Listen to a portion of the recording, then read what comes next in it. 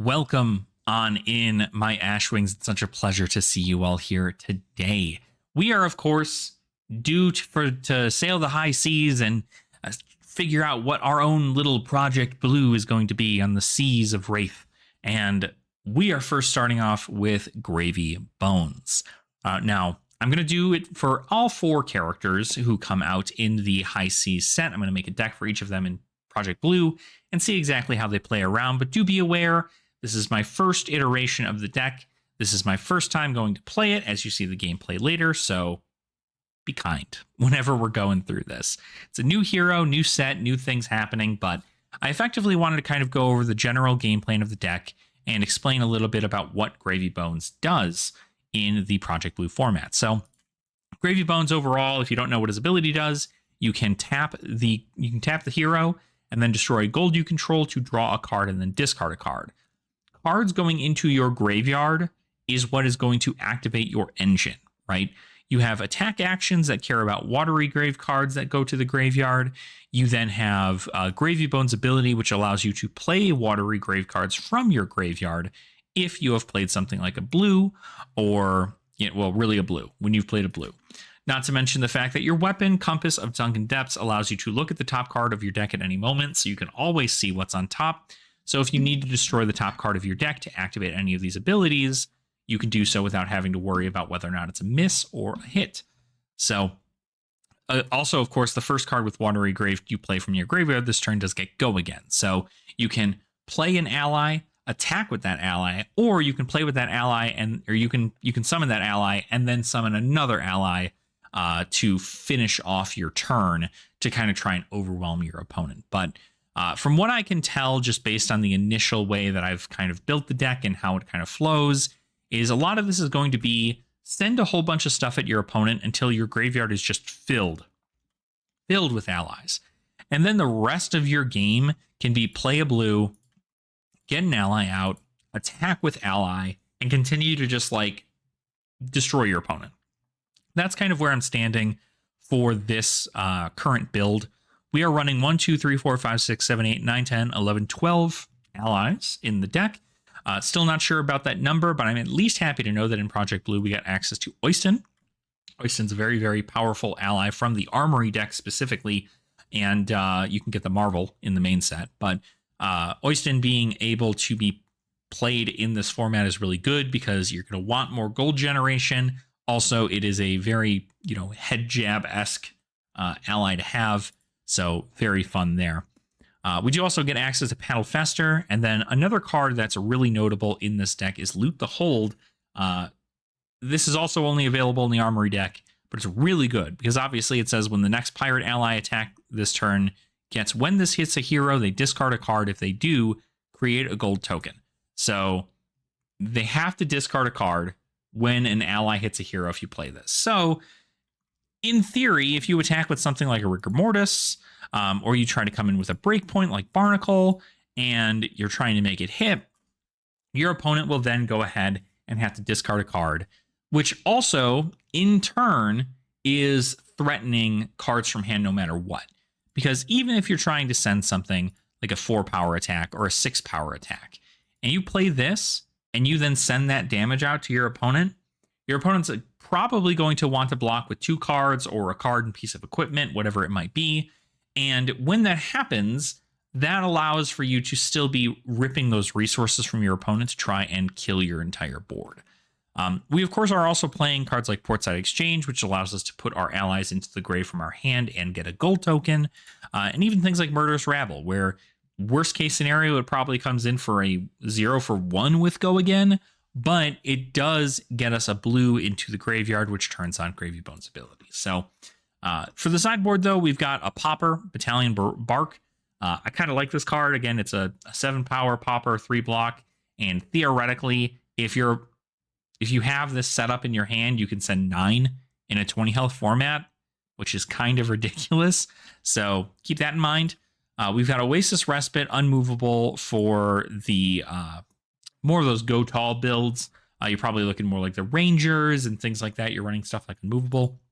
But then Oasis Respite is mainly for wizards. We are, of course, running AB3 for the Wizards. I'd say even throw Caution to the Wind is something you can bring in towards those heroes that you may need to be blocking tall a lot more. Strictly because that they're only going to really be able to attack you. So as long as you get to keep these things in your hand and then continue to make allies and send them at your opponent, they're going to be in a spot where they're going to have to respond in kind, because if they don't, they're going to get hurt for it. So let's go ahead and jump into our first game and see exactly how this plays out in Project Blue and see if any tweaks need to be made in this first iteration of my Gravy Bones Project Blue deck. All right, so we've got our opponent here looking to go ahead and get some awesome games in against Lexi. So Lexi notably not dealing any kind of arcanes. We probably don't need anything there. But we may want to play something a little bit more Oasis Respite-esque. But they're probably more of a go wide build. So I think we're going to just go ahead and try our natural build. See exactly what happens here. So best of luck to our opponent. Let's go ahead and get the game started. We are going second. So notably for us, that's kind of good, except for the fact that, of course, Lexi does get to kind of set up their turn here. So they go ahead and do that. We are going to, we're not really going to want to look at the top card of our hand just yet, just because we're going to be drawing anyway. So it's probably best to save this ability until our turn, strictly if we are going second. That would be the case here. So hit him with the good luck, have fun. All right, Shiver coming in. We got the Money Where Your Mouth Is. So we've got the Cold Wave coming in. That's going to get pushed out to us. It's going to have Dominate. So 8 Dominate, definitely a lot here. Of course, Shiver being able to put Dominate on things is very good. The real question here is, do we give... We can give 6. We would still get hurt, though. So unfortunate for us. We'll probably just go ahead and take this down here. We don't really want to give a whole lot of equipment early on, but I think we'll be in a pretty okay spot if I were to guess. So let's just block a little bit. We're going to get hit. They're going to get a gold. And then it was fused. Yes, it was fused. So cards and activated abilities cost an additional resource against me. So I'm going to have a bit of a hard time kind of getting stuff out at the beginning of it, but luckily we get things like Saltwater Swell. So I can go ahead and do this here.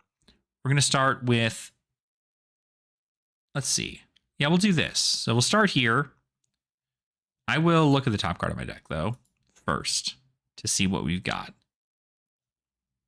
It is a Rigor Mortis. So I actually might be okay in getting the top card of my deck banished. So, because we got Oyston or we got Rigor Mortis. I think Rigor Mortis might be the better one here. Our opponent's probably not going to want to block. And so because of that, having something out like a Rigor Mortis is going to be not a bad deal there. So let's get that then. So we've got 4 go again, already in a pretty good spot here. We can then go ahead and just simply get... See, now the weird thing here is that, like, we could Saltwater Swell.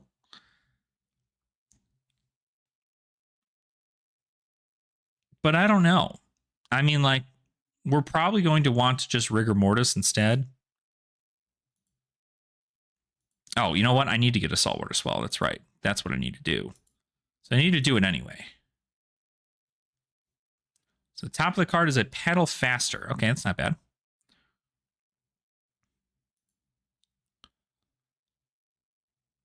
All right. So we're going to get some damage off here. We're then going to break the chain. We're going to be able to go ahead and get this Rigor Mortis out for 1. And then attack for 1, or for 6. So 6 damage coming in. It's not like the most threatening, but I mean, they're effectively going to want to make sure to try and kill this now. So the real question is we're going to make our opponent think, right? Do they kill the guy, right? The ally, or do they kill me, right? I'm at 15 life still, so we're still in the fine spot. I'll go ahead and I'll just pass that up. We will put this guy in Arsenal and then pass it on over. not a bad use of our hand, I'd say, so you can kind of see the general idea of how the deck runs. We're going to be able to paddle faster here in this one because they're probably not going to kill Rigor Mortis, like I said. So, Mage Master's Boots, so they can play Arctic Incarceration without... very interesting. Yeah, so they can play it, give it go again, and then load. Is that effectively what I'm seeing here? Seems about right. Looks about right. So, okay, Lace with Inertia. Very interesting. And okay, so they're just popping everything here. Again, trying to send a dominated ability, right? Trying to really like... See, I don't know that Frostbites are like that powerful into me though, just because we don't get to worry a whole lot about stuff. Now this does suck because they're going to come in for 7 dominate. Theoretically, we can block 3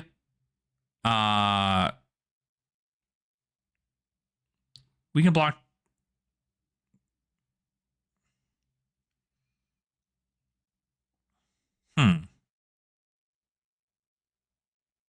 let's see. We can block 3, 5, 6, 7. We really wanted to.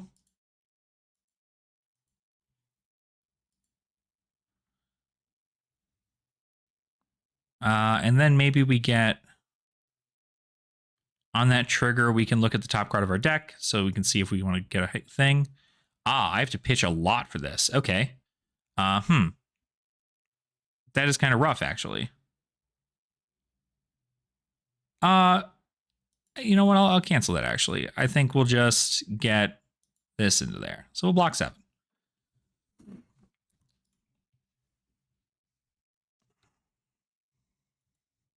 So even still, our turn can just be send 6, which is fine, actually.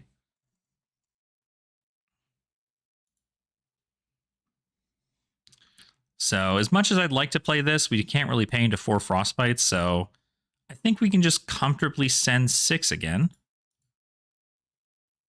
Oh, 5. Oh, because it costs 1. That's right. Maybe we just do this then.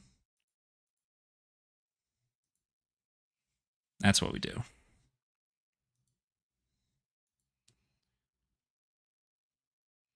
I was like, 5? That doesn't make any sense. Yeah, okay. I see where we were with that. So we got an arrow from them. We were able to block a little bit more efficient there. That bolt and shot turn was really, really good for them. And in all theory, we probably could have played Oyston here instead. But we got 2 cards from them, so I'm not too worried about that. They're obviously going to kind of be on the back foot here from this point forward, so at least I think they're going to be on the back foot, but I could be incorrect. Of course, if we get a handful of allies, we're in a bad spot, but I don't know that that's due to happen. In before that happens exactly, right? Nope. Actually, no allies in this one, so we do still have a Cutty Shark in the grave, so we're in a good spot there. Searing Shot. Okay. Those are just for 7. If it hits, we lose a little bit more, and we have a Frailty, which doesn't really matter to us. So let's see. We could theoretically... Our turn would be Murderous Rabble. And then maybe Heave Ho, Paddle Faster... Actually, that might not be terrible. Well, we'd have to get... Because Cuddy costs 1. So I think I just block 3 here. And I take a little bit of damage. Not too worried on that front. Because again, they're not going to come for us. They're going to come for... They're not going to come at us with... Or our allies with anything crazy. So effectively, we take a little bit of damage here. It's not the end of the world. So I'm not really worried about a Frailty token. And now we're down to 10. So still pretty scary when it comes down to like what we have specifically. But I think we can just take a look at the top card of our deck now and see what we get. We're not under any Frostbites, so let's look. What do we get here? Cutty Shark, okay. So theoretically, we want to do... I'd be curious if I actually do... No, I have to do this. I mean, I can do this too, right? Next pirate attack ally with gets overpower. And then maybe we can break the chain, summon Cuddy. Actually, well, we wouldn't be able to summon 2 Cuddys. There's no way. Let's go ahead and let's do Murderous Rebel. I mean, we know we're going to come in for 2, so it's not the end of the world here. But I think we just have to save the overpower cards for when we're trying to, like, kill, right? We know that we can't really kill here, so... All right. Choose not to block. That's totally fine. We can then go ahead and we can close the combat chain. We can then play Cuddy Shark, pitching here. I can then activate Cuddy Shark's ability,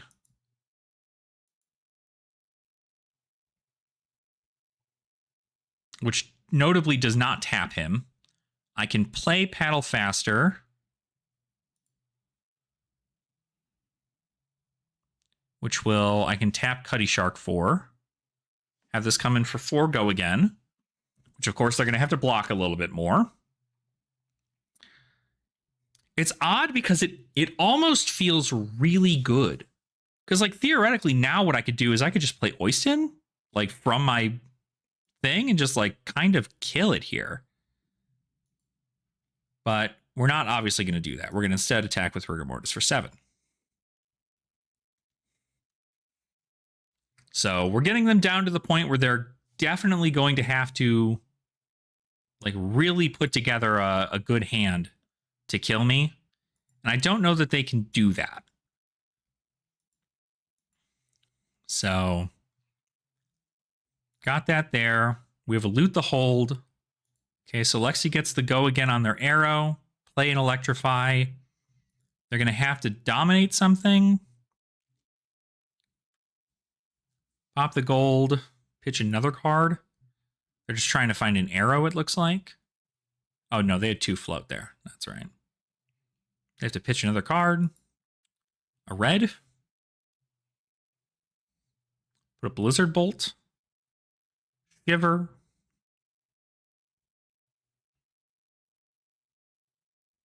Okay. So this is coming in for 5 dominate.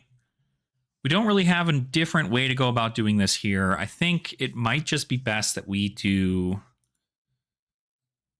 We don't have any more allies in Grave, so we don't need to worry too much about that. I think we might need to just... Obviously, we need to just prevent damage.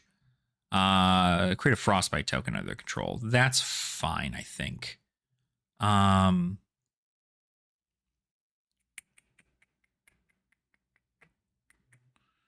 think we will just go ahead and block. Loot the Hold's pretty good here. I almost think like Loot the Hold might be better. Yeah, let's just block 3 here with Murderous Rabble. Although, I don't know. I think having the go again there might actually be better. I think Loot the Hold, because we're going to have to get a card from them anyway, so. Now, does Mark of Lightning kill me? I don't think it does. Yeah, because I take 2 damage. Electrify deals 3 more damage to me. And then it wasn't fused, so I don't get a Frostbite.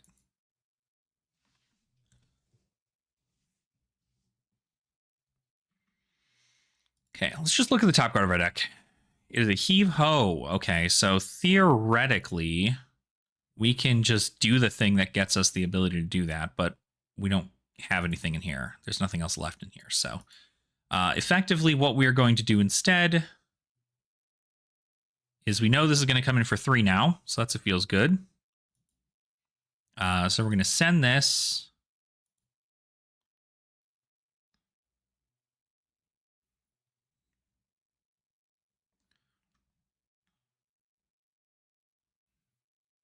Yep, that sounds about right. Then I'm going to send 6. They're not going to be able to do anything on their turn, and they're going to pass. Then I will just do this, pitching Shelly. Actually, I think I win here. Oh, wait, hold on. Stop. What the hell? Why are we... Cut this. Ability. I was like, stop with all that. What are we doing here? Then send this. This is for 7, which will kill them. Good game. Good game. So I think that worked out pretty well. Again, I think this really comes down to what we wanted to do on that front. But I think it went pretty well. So that was our first game into the Project Blue with Gravy Bones. I do feel like hands got a little bit clunky towards the end, and Oyston definitely just kind of like sat in the arsenal for a little while, which, you know, like theoretically, I could have probably gone a little bit wider with the board. But at the end of the day, even summoning an additional ally, it's not like I get to attack super wide. I effectively just make sure that I always have options, and I think that's really what it comes down to when you're building the deck.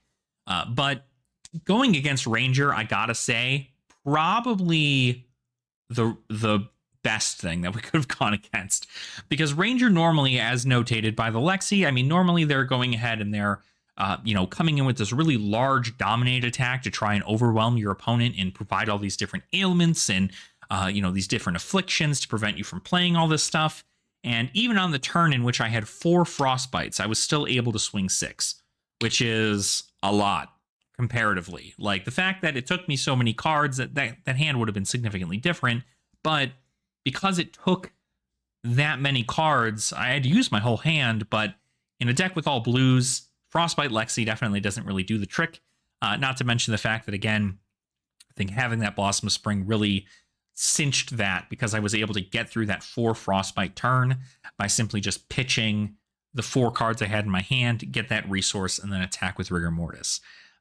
Rangers really aren't going to be able to completely destroy an entire board. A lot of their arrows focus on hitting the hero and not allies. They don't really have a lot of like on hits. And so because of that, a lot of that damage has to go to the hero. So when they get a bunch of these allies out, it's just harder for them to be able to do things like that. But I think it did a pretty good job in kind of describing what exactly the deck is supposed to do. I'm sure there are some cards. I think Paddle Faster was a big contender in the deck, did really, really well. Cutty Shark, obviously, if this just kind of gets avoided, this is able to turn Rigor Mortis into a 7 power attack instead of a 6 power attack, which threatens 3 cards instead of 2. And I mean, really, it just kind of came down to like, what was I willing to do? Murderous Rabble, even though it doesn't really come in for a lot, and it, to be fair, might see something along sides of a cut, depending on what I want to do with the deck. I do think Murderous Rabble did enough to where, obviously, we were able to see the top card of our deck. It gives us that opportunity to see the top card of our deck if we change that, right? You know, if we play Murderous Rabble, or if we play, Restless Bones for 6, and then we, get rid of the top card of our deck because we know it's a Watery Grave card, and then we come in with a Murderous Rabble, and we can then see what that next card is, and if that next card's a Watery Grave card, we can then follow it up with a Jittery Bones. So theoretically, in lines like that, if we have literally just 1 blue, we can play Restless Bones, get rid of a Watery Grave card, come in for 6, go again. Then Murderous Rabble for 3, go again. Then Jittery Bones for 4, go again. So we still have the opportunity to go fairly wide and fairly almost tall with the amount of damage that we have available to us. But I think at the end of the day, there's just a lot to remember with the deck. And so I feel like it is going to be kind of difficult to pilot moving forward into the Project Blue scene. But overall, I think the deck does perform really well. I think if I went against a Ninja, I would have just been absolutely destroyed. But I do think that this overall was a very, very fun game to play.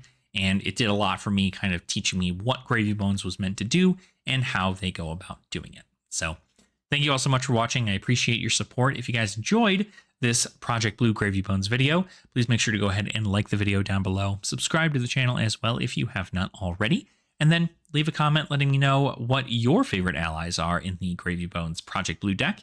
And maybe even some ideas for a future build of the deck. If you're looking at anything spicy, maybe I'm overlooking a couple cards that I should have in this deck, I can certainly go ahead and do some finagling and see about getting a new list tested with all of you fine fellows. So thank you all so much.